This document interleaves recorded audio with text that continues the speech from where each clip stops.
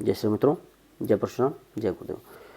मित्रों, आज मैं कुछ ऐसी जानकारी लेके आया हूँ। ऐसे 7 बिंदु हैं, वो मैं आपको बताऊंगा जो प्रत्येक हिंदू को सामान्य तौर पे पता होना चाहिए। यदि हम हिंदू होने के नाते हमें ये बातें नहीं पता हैं तो ये हमारे लिए सही नहीं है। हम समाज में अन्य धर्मों के लोगों के द्वारा हम हंसी के पात्र बन सकते हैं, क्योंकि यदि हमें ये बात पता होगी तो हमें दूसरों के आगे हम ये बता सकते हैं कि यह चीज़ हमारे धर्म में, हमारे पूजा में उपयोगी है या नहीं। तो ऐसे करके ये मैं आपके सामने कुछ 7 बिंदु हैं वो आप सबके सामने प्रस्तुत करूँगा। तो ये एक एक करके आपके सामने क्रम से मैं प्रस्तुत करूँगा।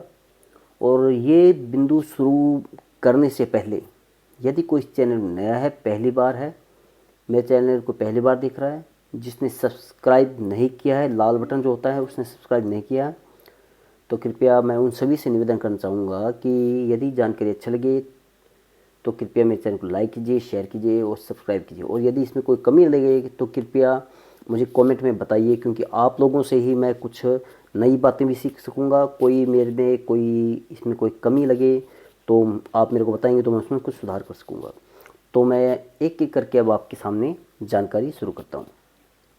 मित्रों, पहले तो मैं पहला बिंदु यह बताना चाहता हूँ कि हम जो घर में अगरबत्ती का यूज करते हैं वो हमें कभी भी नहीं करना चाहिए, क्योंकि शास्त्रों में कहा गया है कि जो बांस होता है उसको कभी नहीं जलाया जाता पूजा में, विशेषकर क्योंकि बांस का उपयोग बस शमशान घाट में जो लकड़ी होती है उसमें भी उपयोग नहीं होता, तो हम पूजा में क्यों करेंगे।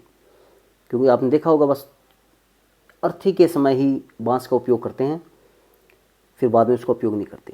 तो ये बांस का उपयोग नहीं करना चाहिए। एक अगरबत्ती के अंदर भी बांस लगी होती है, बांस पर ही अगरबत्ती का लेप लगाया होता है, तो हमें उसका उपयोग नहीं करना चाहिए। दूसरा कारण यह है कि यह केमिकल युक्त होती है अगरबत्ती। उसके अंदर जो भी पदार्थ होता है सारा लगभग केमिकल होता है, तो वह भी हमारे लिए सही नहीं होता, हमारी पूजा के लिए सही नहीं होता। तो यह अगरबत्ती का उपयोग हमें पूजा में नहीं करना चाहिए, क्योंकि शास्त्रों में अगरबत्ती नहीं बताई गई, धूप का उपयोग करना ही बताया गया है। चाहे कोई धर्म ग्रंथ उठा के देख लेना। पहला तो ये हो गया। दूसरा यह है कि भगवान भैरव और गणेश जी को कभी भी तुलसी अर्पित नहीं की जाती। तीसरा, कुंद पुष्प होता है जो भगवान शिव को केवल माघ महीने के अंदर ही अर्पित कर सकते हैं, बाकी उसको अर्पित नहीं कर सकते। और कुंद पुष्प के अलावा जो केतकी का पुष्प है उसको भी अर्पित भगवान शिव पर नहीं कर सकते। केतकी का पुष्प केवल भगवान विष्णु जी को ही अर्पित कर सकते हैं, वह भी विशेषकर यदि कार्तिक मास हो तो भगवान विष्णु जी की जब पूजा करते हैं तो केतकी का पुष्प आप अर्पित कीजिए, आपके लिए बहुत ज़्यादा फलदायी होगा। चौथा है कि जब भी आप तुलसी का पत्ता तोड़ें तो आपको स्नान कर लेना चाहिए, क्योंकि यदि आप बिना स्नान के तुलसी का पत्ता तोड़ते हैं तो वह अपवित्र मानी जाती है। वह किसी भी भगवान के पूजा के लिए अर्पित नहीं कर सकते, भगवान को चढ़ा नहीं सकते, क्योंकि वह मान्य नहीं होती। पांचवा है, रविवार को दुर्वा जो धूप होती है, भगवान गणेश जी को जो धूप चढ़ाई जाती है उसको नहीं तोड़ते, क्योंकि यदि तोड़ते हैं तो यह क्योंकि रविवार को यदि उसका तोड़कर हम उपयोग पूजा में करते हैं तो वो फलदायी होगा ही नहीं, उल्टा हमें दोष ही लगेगा। छठा है, देवताओं के लिए जो पूजा के लिए जो हम दीपक जगाते हैं, जब तक वो दीपक जल रहा है उसे जलने दें। यदि हम उसे स्वयं फूंक मार के या किसी भी प्रकार से उसे बुझाते हैं तो यह हमारी पूजा को निष्फल करता है, हमें दोष का भागी बनाता है। और